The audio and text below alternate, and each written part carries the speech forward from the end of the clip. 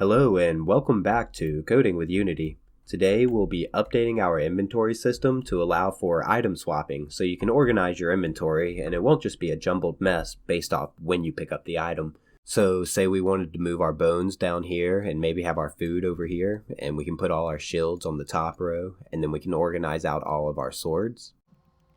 Not only can you move the items to different slots, you can switch the items with other items, and you can even drag the empty slots over items.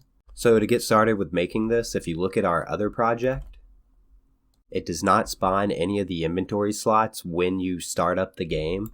But if you look at this project, when we start up the game, all of the inventory slots are automatically spawned in. So that's the first thing we're going to be needing to update on our project. And the way we're going to do that is by going into the inventory object script and scroll down to our public class inventory, and we're going to change it from using a list to using an array. And the difference between a list and an array is a list can be easily added to and removed from at runtime, and arrays need to know what size they are when the array is initialized. You can resize the array, but it's a lot more complicated than just using a list. So let's change this to an array, get rid of where it says list, and then just put 2 brackets on the end, and then we'll say new inventory slot, and then we're going to give it a default size of 24. Putting a number in between these 2 brackets will give it the default array size. That doesn't mean all of your inventories have to be 24 slots. It just means that when we create a new inventory class, it'll be spawned in with 24 slots, and then we can change it to the amount we want to change it to afterwards, which normally you would do in the editor by specifying what size you want your inventories to be. So if we go back into this project, we can look at our inventory, and you can see that I want my size to be 24, so I have 24 slots for items. And then on this one, say I wanted it to only have 10 slots, we'd have 10 slots for items. So now that we updated this to an array, we're going to have a few errors in our code because arrays use length and not count, and we can't add things to an array. So we need to make a few changes here. But for the sake of doing things in an order that makes sense, we'll change the add item function later. For now, let's just line it out. So we don't have a way to add items to our inventory, but the first step in this process is getting the empty inventory slots to spawn into our display inventory script. So we already have our 24 inventory slots created and on our inventory, so we don't need to do any type of add the inventory slots to our scriptable object. They're automatically existing as soon as you create the object. So let's just go to our display inventory and update the way this works to create the amount of inventory slots that our inventory says should be inside of our display. So let's just go ahead and delete everything that's in our create display function because it's going to be significantly different than how it used to work. And we're actually going to change it to say create slots because that's more what the function is doing, is creating the slots within our inventory's display. Let's just go ahead and delete the update display function and remove it from the update also. So we've pretty much erased this whole class, but there wasn't much in it anyway, so it's not going to take too long for us to recreate it. So the first thing we need to do is create the slots, and currently, our items display dictionary uses the inventory slot as the key and the game object as the value, but we're going to change that to using the game object as the value, and it's going to return the slot that's linked to that game object.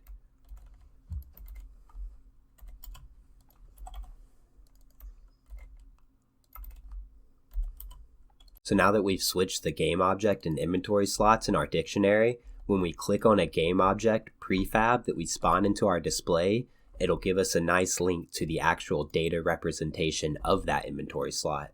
So a good way to think of this is separating the display code from our actual system code.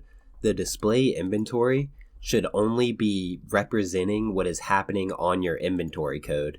So your inventory shouldn't know about your display inventory. It should be completely separate and decoupled from the actual display programming. Your display programming is just to give a visual display of what's happening on the back end of your system. So with that being said, let's create our slots. First thing we're going to do is make sure our items displayed. Since this is the first time we're creating the slots, let's just confirm that the dictionary is a brand new dictionary. It's not exactly necessary, but it's just good precaution in case something strange happens, which it shouldn't, but yeah. So we're going to make a for loop, and if you're curious how I wrote this for loop so quick, if you just type for and then double tap tab, it'll automatically write out the rest of your for loop, and then you can just tab through the values. So we want it to be an I, we click tab, and it'll go to length. Our length is going to be the inventory.container.items.length. Then we can click enter, and it'll automatically go to the middle part of that for loop. So inside of here, we want to respawn our inventory prefab. It's going to be pretty much the exact same as it was before. We'll say var obj is equal to instantiate inventory prefab vector3.0 quaternion.identify and transform. The inventory prefab is the prefab that we created in the editor that we want to spawn. Vector3.0 is just giving it an initial position of 0. Quaternion.identify gives it a rotation of 0. And transform says to set the parent of that object that we're spawning to the transform of the object our display inventory script is attached to. Now we'll say object.getComponent. The component we want is the rect transform. We want its local position, and we still have our getPosition function. It works exactly the same. We're not going to change it for now because there's nothing wrong with it. So we'll say getPosition and I. Now we need to add this inventory prefab object that we just created and spawned into the world and add it to the dictionary that we created before. So we'll say items displayed dot add object, and the inventory slot that we want to link it to, since we already have all of our inventory slots automatically created and we're looking through the length of our inventory, we can just say inventory dot container dot items I.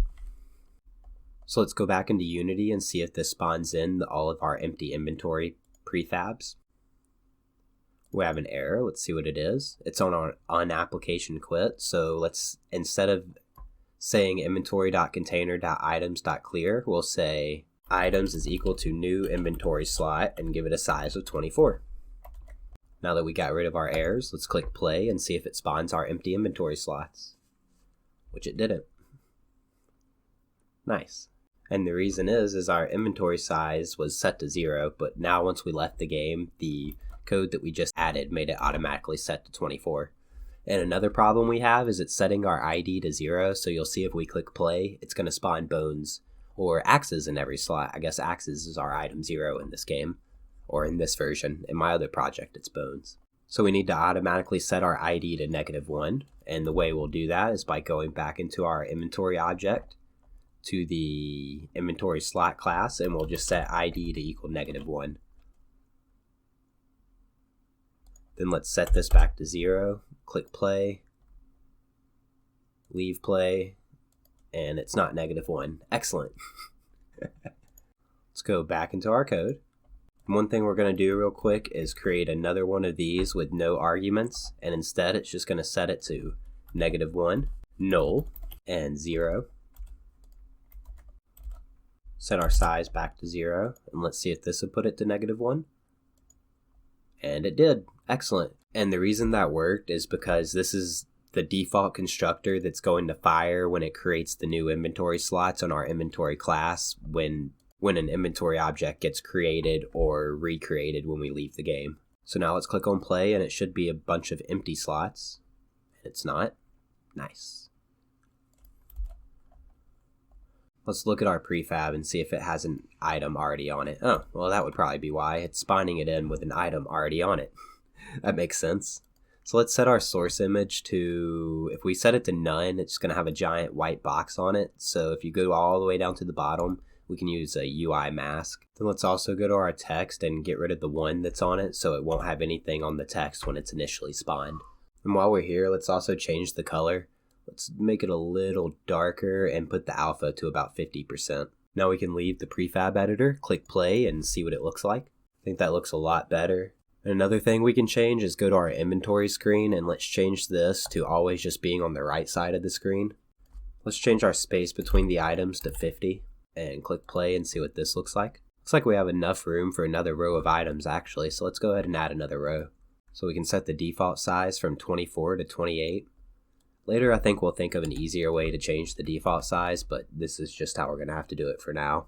which is not too bad. It's just 2 places we have to change.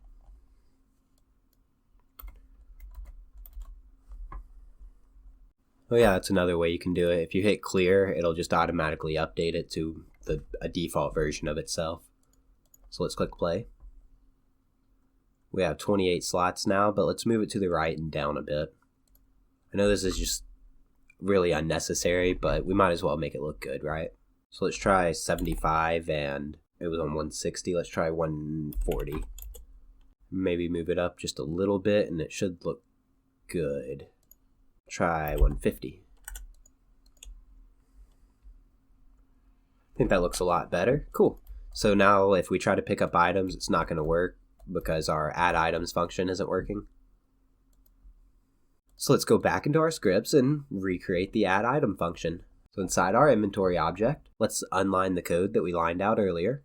And now instead of when we add an item to our inventory, we already have all of the inventory slots that we need. So we actually just need to find the first empty inventory slot and use that one to add the item to.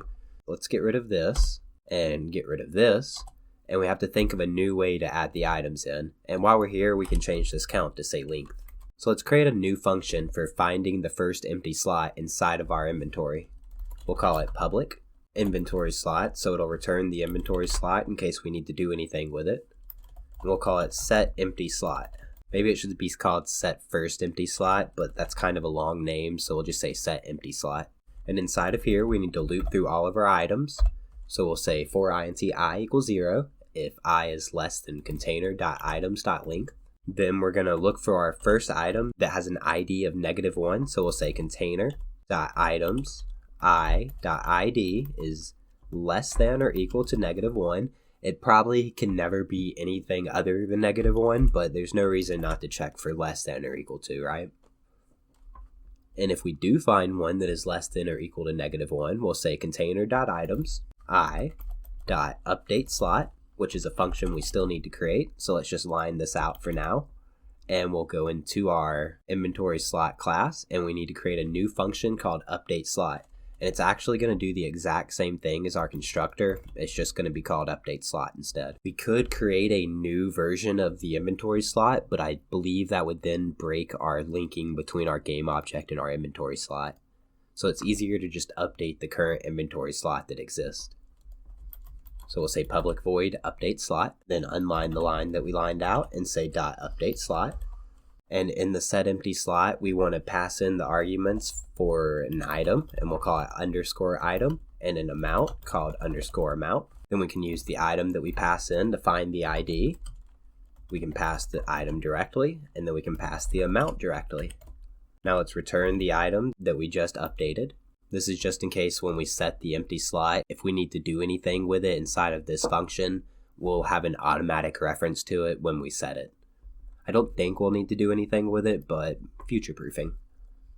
Now if we don't find an empty slot, we'll return null, and this is an area we'll have to come back to based off our game's implementation of what happens when your inventory is full. So we'll type setup functionality for what happens when your inventory is full. Now that we have a way to set the empty slots, let's go back up to add item, and right here we'll say set empty slot. Then we'll want to pass in the item that we're adding and the amount of that item that we want to put in our inventory.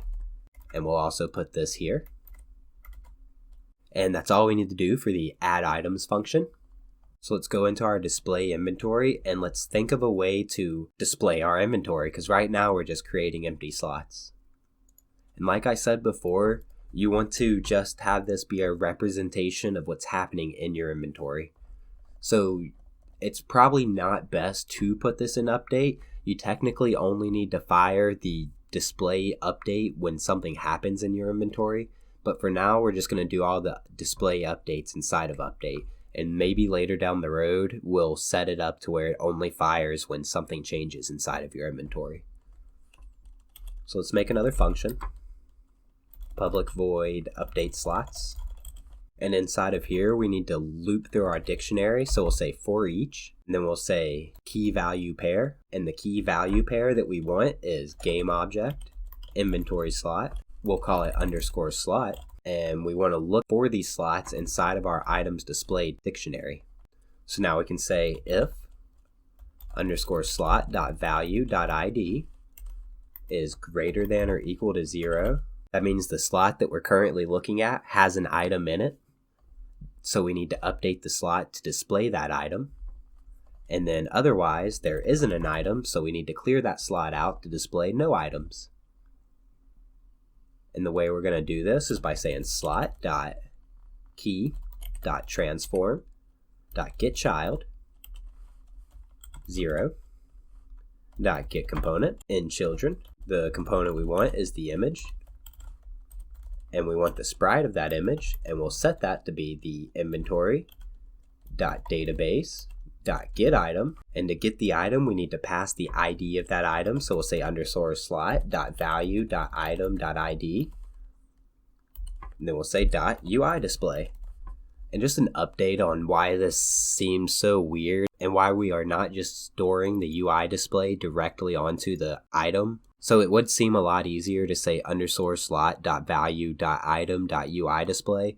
But then when we go to save our inventory, we'd also be saving out the actual UI display, which is really unnecessary and is going to make everything about our inventory system heavier. We only really need to find that sprite when we're making display updates and not just updates to our inventory system. So that's why we've separated parts of our item that are graphical and parts of our items that are system. The graphical parts of our item are in the database. The system part of our items are on the item class. I hope that makes sense. If it doesn't, maybe leave a comment down below and we can discuss if you think this is the correct way to do it. But I believe it seems pretty logical and it should help to keep things more lightweight. Sure, it does add a little extra bit of confusion when trying to get the actual graphical part of the item, but I think it's worth it. So now that we set the item, we need to set the color. And the reason we're setting the color is because I don't have it's actually a really lazy reason. I don't have an image to put in our inventory slot for when we don't have an item, and when it's null, it shows a white square. So we're just going to be turning the alpha to 0, so it doesn't show that white square. So that means that when there is an item, we need to set the alpha back to 1. So underscore slot.key.transform.getChild 0. Guess we could have copy and pasted this. Let's copy and paste this part. .color is equal to new color, and we're just going to put 1, 1, 1, 1. If you don't know, when you create a new color in Unity, it's not based off 0 to 255, it's based off 0 to 1, where 1 is representative of 255. So this is basically a 255, 255, 255, 255, which is pure white with 100% alpha. Now we need to update the text to make sure it's showing the correct text. So we'll say slot.key.getComponent in children. We need the text mesh proj UGUI. Then we'll say .text is equal to, and we're going to use a ternary operator here. So we'll say underscore slot.value.amount is equal to 1. So if our slot's value amount is equal to 1, then we don't need to display any type of text because it being in the slot itself tells us there's one item in it. We only need to display the text if there's more than one item. So if it is 1, we'll display nothing. If it is not 1, we'll display how many items are in that slot. So underscore slot.value.amount.toString. And then we can put quotes and say N0, and that'll automatically add commas to our number. So it'll be more organized when it goes over 1,000. So that's what it'll display if there is an item in our inventory. And what we need to display if there isn't one is the exact same thing, but right here we'll put null because we don't want a sprite. We'll change the alpha to 0 so we can't see the nulled item, which is a white square. And then the text just needs to display nothing. Now we have our update slots function created. Let's fire it inside of update, go back inside of Unity and see if it'll display our items. Both of these errors are Unity errors and have nothing to do with us. They just seem to keep showing up out of nowhere. Also a Unity error. That one shows up all the time. Might be because I need to update Unity. Who knows? Not a big deal. Doesn't change anything or make anything break. So we have our 28 inventory slots. Let's try to pick up items. And it's still not up. Oh. It's adding some items. Okay, it added everything but the fish. So there's something wrong with our fish item.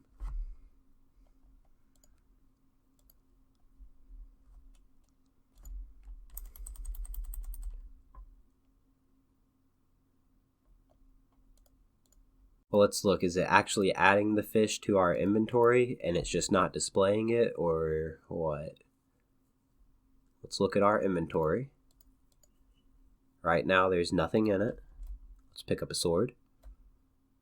There's a sword in it. Alright, so we did pick up a fish, but it's reading its ID as -1 for some reason. But you can see it changed the amount to 1. Now it changed its amount to 2, so it's giving me 2 of nothing instead of 2 fish. That's weird. Give me a minute to figure it out. Alright, so after adding a bunch of debugs, I figured out that it's because our items ID isn't set yet. So we need to check the item slots ID and not the item ID. So now that we do that, let's leave out of here. So you can see on the item itself, the ID is 0, and on the inventory slot, it's -1. Not a big deal. We could update the items ID to default to -1 also, and we might do that later. But you can see now that it's adding the fish. And when it adds the fish, it updates, well, I guess that doesn't really show it updating because it already was 0. But when we pick up a sword, it'll update the sword's item ID to be in the same one as the inventory slot. Excellent, so that's all we had to do to fix that. Now we can pick up all of our items in our 28 inventory slots.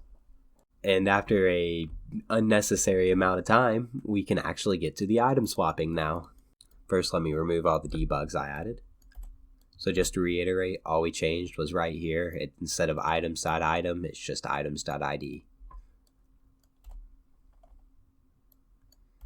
So now we need to create the item swapping for our items, and the first thing we need to do that is to turn our inventory prefabs into buttons so that we can interact with them. So let's go into our prefabs folder, into the inventory prefab, and on the main inventory prefab, let's add a button component. We can leave everything on here the same, except let's change navigation to none, because if it's on automatic, when you move your character, it's going to be like selecting and moving around your inventory also, and we don't want that. So let's go back into our script, and we need to add events to our button that are going to fire based off if our mouse is hovering over it, leaving it, clicking on it, dragging, and various things. So inside of our script, let's create a new function, and what this method is going to be is for adding new events to our button. So we'll say private void add event, and we're going to need to pass in a game object, which is the button that we're adding the events to. We're going to pass in an event trigger type, which I'll show you in a minute what that is. If you get an error, it's because you just need to be using the Unity event system. We'll call this type, and then let's pass in a Unity action. If it doesn't show up, it's because you need to be using Unity engine.events. And our Unity action is going to be passing in base event data, and we'll call it action. This will all make more sense as we further develop this add event function. So the first thing we want to do is create an event trigger. We'll call it trigger, and what this is going to be is we'll be grabbing the event trigger from our game object. So let's go back into Unity and add an event trigger. The event trigger is a built-in Unity component, and what it has on it is all of the different type of events you can add, but we're going to be doing this through code and not through the editor. So let's go back into our script. Let's get the event trigger from the game object by saying object.getComponent event trigger, Now we need to make a new trigger to add to the event trigger by saying var event trigger is equal to new event trigger dot entry, because it's an entry to the event triggers. Now we need to set it to what type it's going to be. So we'll say event trigger dot event ID is equal to type. So what that is if we go back into the Unity editor and we click on the add new event, all of these are the different types. So that's what we're passing through and adding inside of our method. So we're passing in the type and setting it. Now we'll say event trigger dot callback dot add listener. The listener we want to add is the action we're passing through the method header. Then we'll say trigger dot triggers. This is a very triggering function. Dot add, and what we want to add is the event trigger we just created. Alright, so that might seem complicated, but it's really not, and the reason we created this event is so we don't have to create all of these lines of code every time we want to create an event. Now we just pass this one single line. So let's go back up to where we create our slots and let's use the function we just created. And if it still doesn't make sense, hopefully once we actually start using the event triggers, it will make a little more sense. Because I know I didn't explain it much, but we don't have much to explain it with at the moment. So yeah, I think the more we develop it, the more it'll make sense. So we'll say add event. We'll pass in the object, which is the inventory prefab button object that we just created for our inventory slots. Then the first event type we're going to pass is pointer enter. Now we need to pass in a function, and the function is going to be called onEnter. So let's scroll down to here. We'll put it after the get position, or we'll put it before actually. We'll say public void onEnter. Then we'll pass in the game object, which is the button that we're clicking, and we'll call it obj. Now the way that we're going to use a function that's also passing a variable is by saying delegate bracket onEnter, pass in the object, and another bracket with a semicolon after the onEnter. Excellent. Now we just need to make 4 more of these for pointer exit, begin drag, end drag, and drag. So we'll just change this to say pointer exit, and we'll change this to say on exit, then begin drag, on drag, end drag, on drag end, and then drag. And we'll call this one on drag start, and this one on drag. Now we need to create all of these functions. So we can just copy and paste this.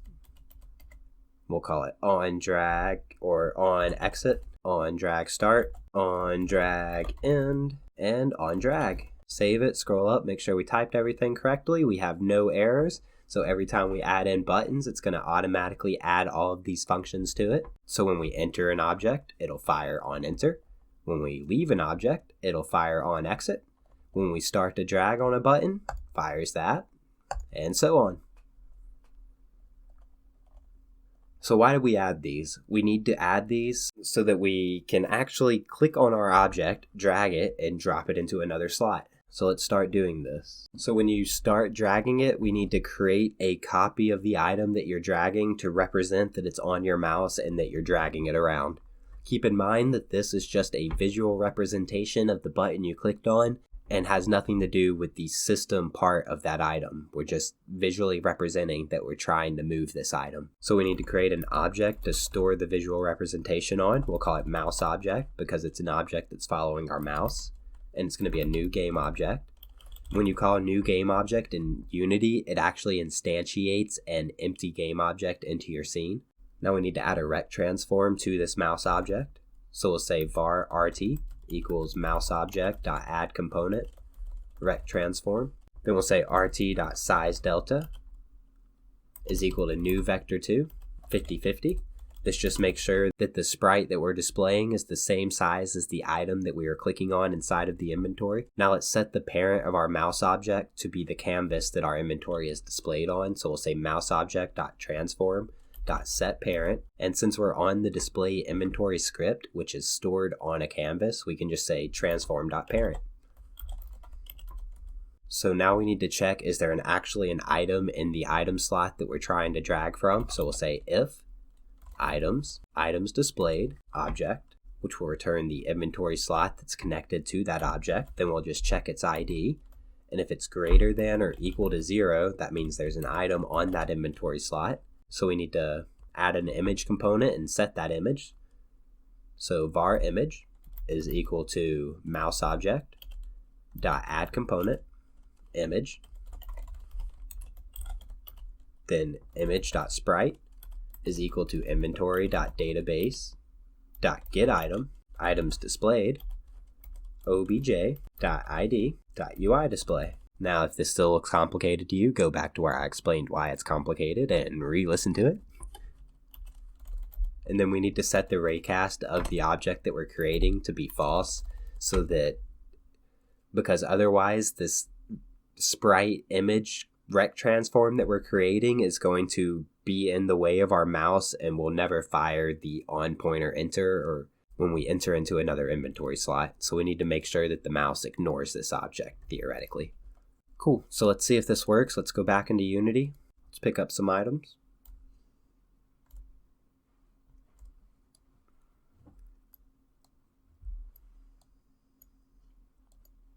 And one thing I just remembered we didn't do. Now that we have the on drag start set up, let's go to on drag, and the only thing that it needs to do in here, update this mouse object that we created's position to always be the same as our mouse's position. So in other words, we need to make sure we always have a reference to this mouse object that we created. And the way we're going to do this is by creating a new class called public class mouse item. And this might not be how I do it later on, but it's how we're going to do it for now. And as we develop the system, we can come back and think about redoing this part. So it's going to store the object that we created. It also needs to store the item that is representative of the object that we clicked on. So an inventory slot. We'll call it item because it's an item. Then we also need to store the slot that we're hovering over and the object that we're hovering over, because that'll make things a lot easier on us. So we'll just make another inventory slot and call it hover item, and another game object and call it hover object. Like I said, we might redo how we're doing this later, but it works fine for now.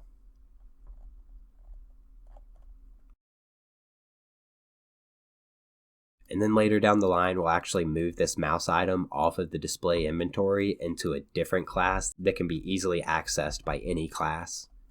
But for now, we'll just put it on here and we'll call it mouse item. So right here, we need to set the mouse item object. So we'll say mouse item.object is equal to mouse object. Then we can go ahead and set the item also by saying mouse item.item is equal to items displayed obj. Then inside of on drag, we'll say if mouse item.obj is not equal to null, meaning we do have an item on our mouse, we want to update the position of that item. So we'll say mouse item.object.getComponent rect transform dot position is equal to input dot mouse position. Let's go back into Unity and see if this works.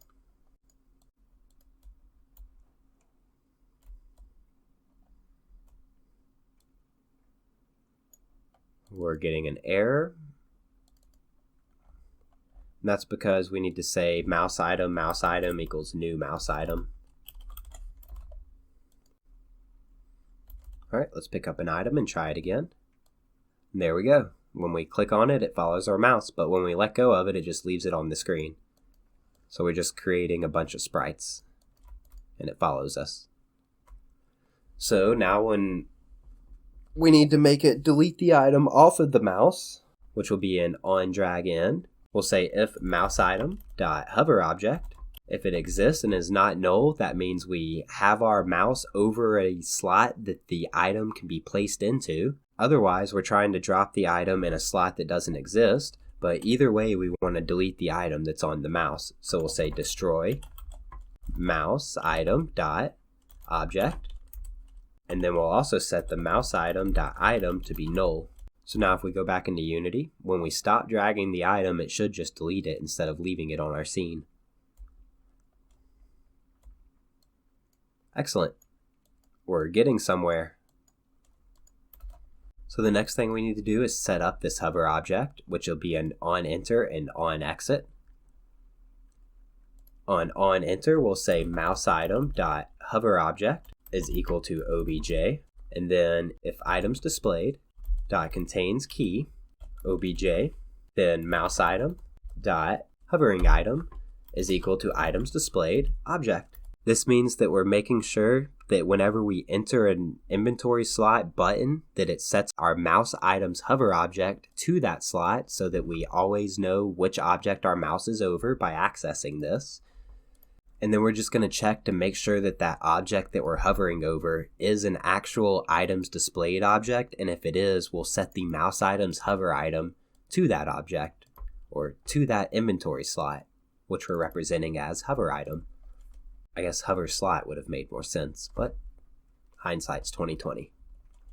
Then when you exit, we just need to null both of these that we just set. So we can just copy paste this, get rid of the if statement, make object a null, and make items displayed object say null. So now we have references to the objects that our mouse is hovering on top of, and using those references, we can go down to on drag in, where we can actually swap those item spots with each other. And since to swap our item spots, we need to actually swap the items inside of our system, we need to go back into our system programming part of the system to add that functionality. So let's go back into our inventory object. And we're going to create a new function called move items. And this is actually a pretty simple function because of how we've set up the rest of this system.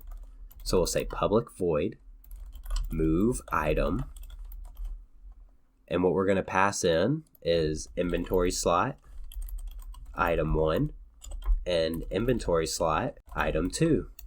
Now we need to create a temporary inventory slot, and this temporary inventory slot is going to have the same values as our item 2. So we'll say item 2 dot id, item 2 dot item, and item 2 dot amount. Now we'll say item 2 dot update slot, and we want to update item 2 slot with the item 1 value. So we'll say item 1 dot id, item 1 dot item, and item 1 dot amount. Now that item 2 slot is updated, we can access the temporary slot we have to set our item 1 slot to what our item 2 slot used to be. So we'll say temp.id, temp.item, and temp.amount. Now let's go back into display inventory, and right here we just need to say inventory.moveItem, and we'll pass in the two items that we're trying to swap, which is items displayed obj, items displayed, and then the key that we're using is mouse item.hover object. Excellent. Let's go back into our system, or let's go back into Unity and see if this works. Feel like we forgot something, but maybe not. So let's pick up two items.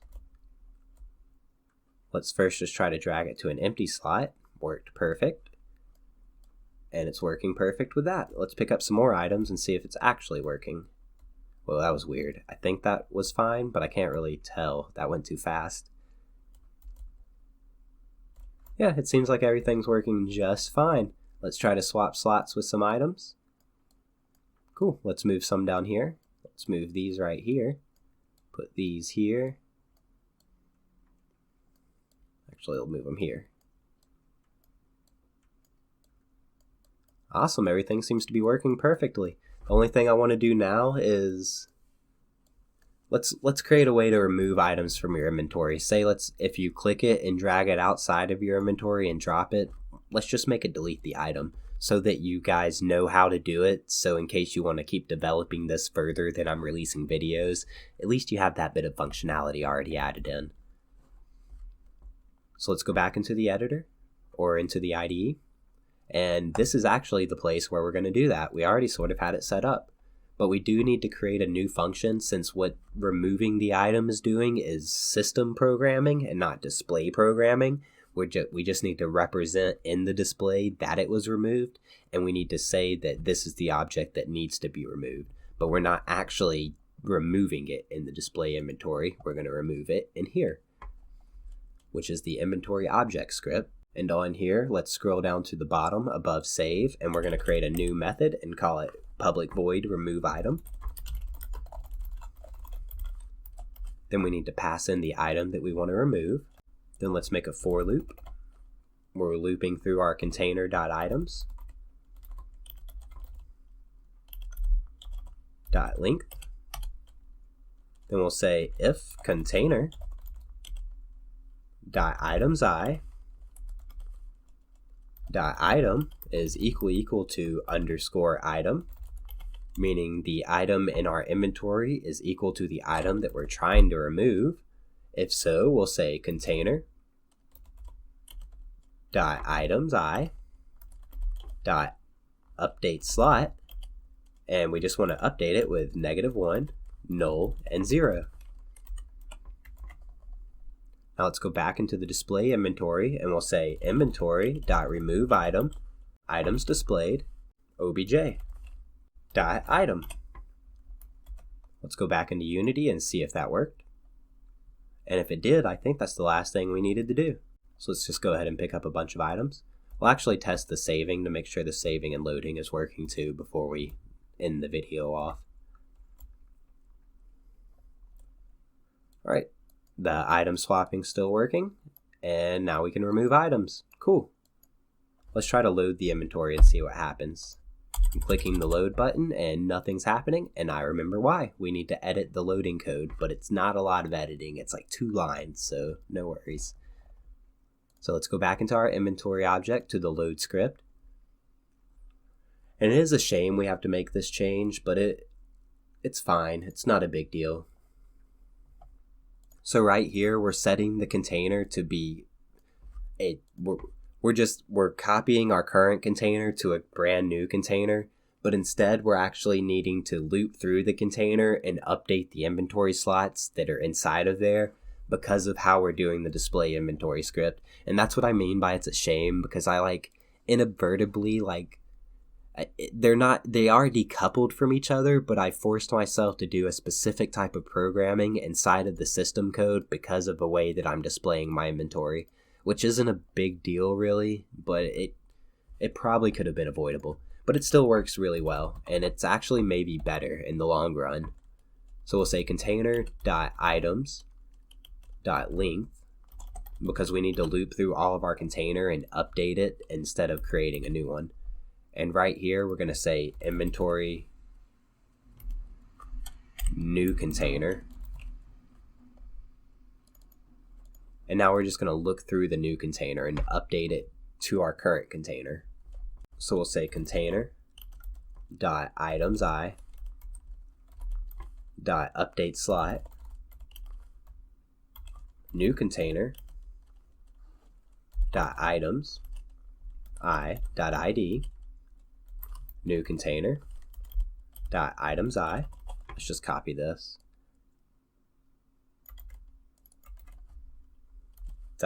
.item and then .amount. Save this off. Go back into Unity and let's see if our loading and saving is working now.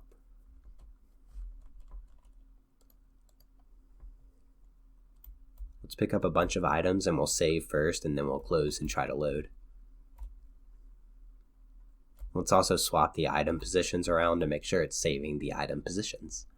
We'll put our bones and food here, shields here. Alright, let's push space to save, close, reopen, click keypad enter, and it loaded our inventory. Beautiful.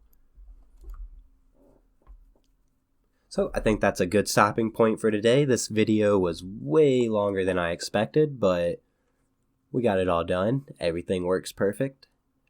If you have any questions or comments, feel free to leave them in the comment section below, as always. If you like the video, click like. If you're enjoying the series, maybe you'll want to subscribe so you'll see the next video. But besides that, have a wonderful day and stay coding.